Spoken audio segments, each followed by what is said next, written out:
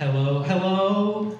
My name's Daniel. I'm wearing this odd outfit because yesterday was National Pink Day and tomorrow is National Beatles Day. So I figured, I don't know, why don't we come together and celebrate? It was also National Shrimp Day a couple months back, May 10th. You guys are looking at me like you don't celebrate that every year. What? Why am I seeing these looks on your faces? May 10th. It's the same day every year. I already have my suit picked out. Pink, nice. Yeah. Okay, whatever. We'll just... Looks great. Let it be, let it be, let it be, let it be. Okay, whatever. I can't sing, so I'll get to what I do best, and that's arguing. I am my dad's son, after all. So as a man, I do like to argue a lot. But I think a lot of the good arguments have already been had. You know, like politics, religion, pineapple on pizza. That's the only argument where both sides are somehow losing. Well, that and the 2020 presidential debate, but whatever. But here in the Big 2-6, we only debate the real important things, like Android versus iPhone. And it's kind of interesting because most of us didn't make that decision for ourselves. It was either like your kids made it for you, or like me, your great-great-grandfather walked into a Verizon 100 years ago, flipped a coin, and... Apple? I thought this was phones. You know, most families, they pass down land. Mine passes down charging cables. That's our version of generational wealth now. But only until the next iPhone generation when they inevitably change cords again. Back in the day, we had that you were either a Capulet or a Montague, but now you're an Android or an iPhone. They both text, they both call. You know, if you're in a room together, you might start a generational war. Like, son, this is an iPhone family. If you bring that girl here again, what was her name? Sam, Sung. But yeah, it makes no difference which one you have. They both text, they both call. The only difference really is that Android is worse. Like, by show of hands in the audience right now, how many Android users do we have? Unfortunately. Okay, yeah, that's okay. I thought maybe we'd have some Shakespeare-level drama in the audience tonight, if there were more, but it's totally cool. And Android users will brag, like, oh, it's so customizable. So is a Honda Civic. Doesn't mean I'm gonna applaud if one drives by. Oh, you can make your own ringtone? That's so cute. I can do that too on my iPhone. Every Android kind of looks like the cockpit of a Boeing. Have you ever noticed that? It's like, are you trying to text your wife, or are you trying to leave your ex-wife and fly across the country? A lot of people think that, well, no. Androids do collect confidential data, and there was a time when they wouldn't let you on a plane because of that. Mr. Android over here is like, what? What? No, I bet you didn't know that. Honk for Android! Woo woo! No, Mr. Android over here is like, what? They collect confidential data? No, I lied. They wouldn't let you on a plane if you had a Note 7 because they were known to explode. And that's somehow less of a problem than a security breach, I guess, now. So, iPhone users are different, you know, because they'll all be like, hey, can you take a picture of me on my iPhone?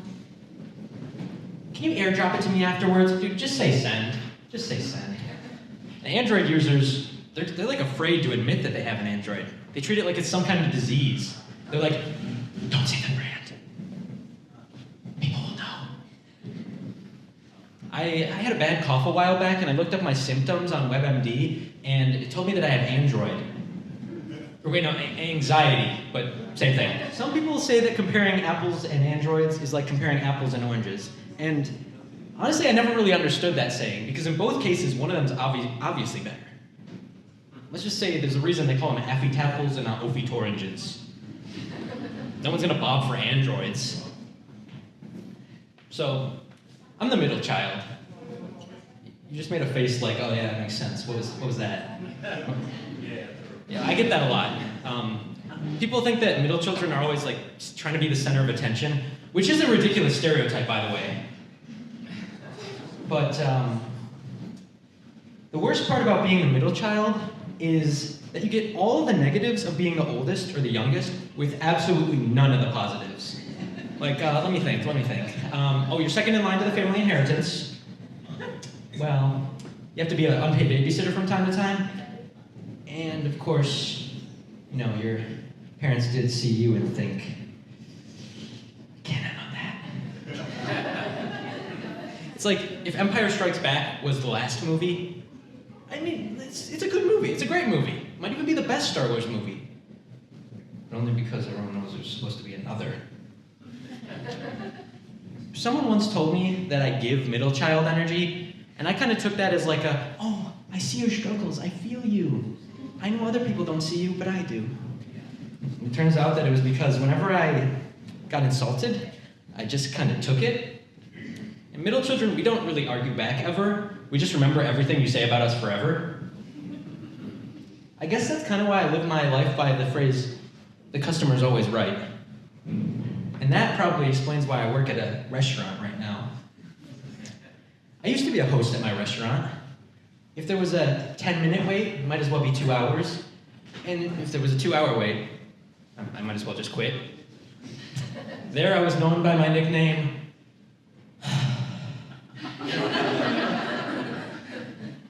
I'm also a waiter, which is kind of ironic because none of my customers seem to be. Before I get into this next bit, okay, so there's none of my coworkers in the audience right now. I initially planned for some of them to be here, but they didn't want to show up for me to mock their company, I guess. But it's okay, it's okay. Whatever. Anyways, back to. All right. So I think that being a waiter during the endless shrimp promotion at my unnamed restaurant would be a suitable replacement for capital punishment.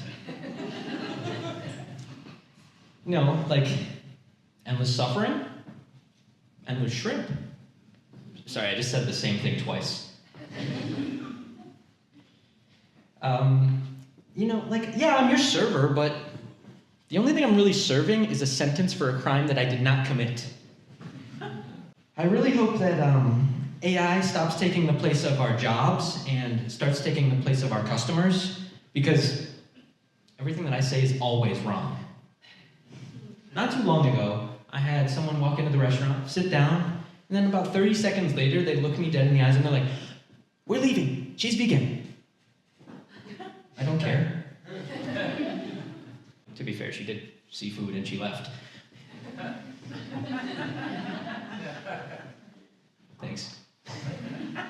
That's my best dad joke I got. Came up with that one myself.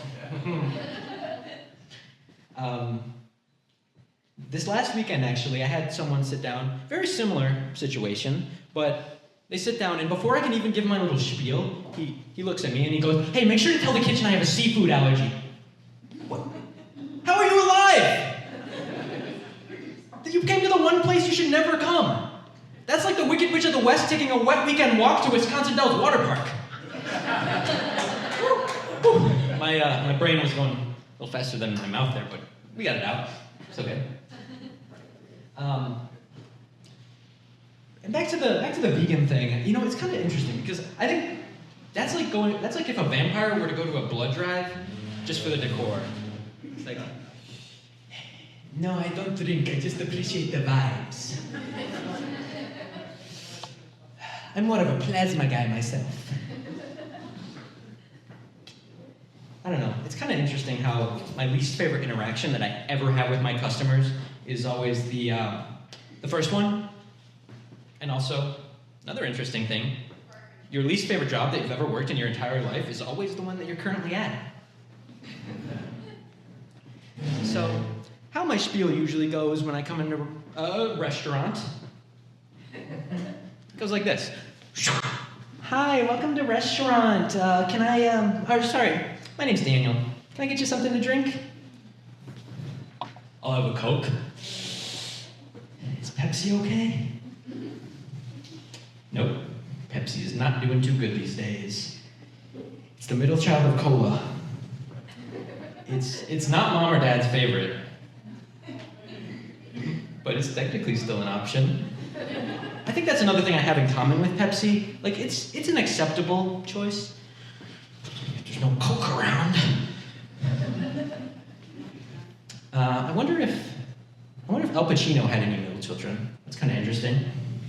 That makes me think, like, I wonder if the Beatles had any middle children. Because think about those lyrics.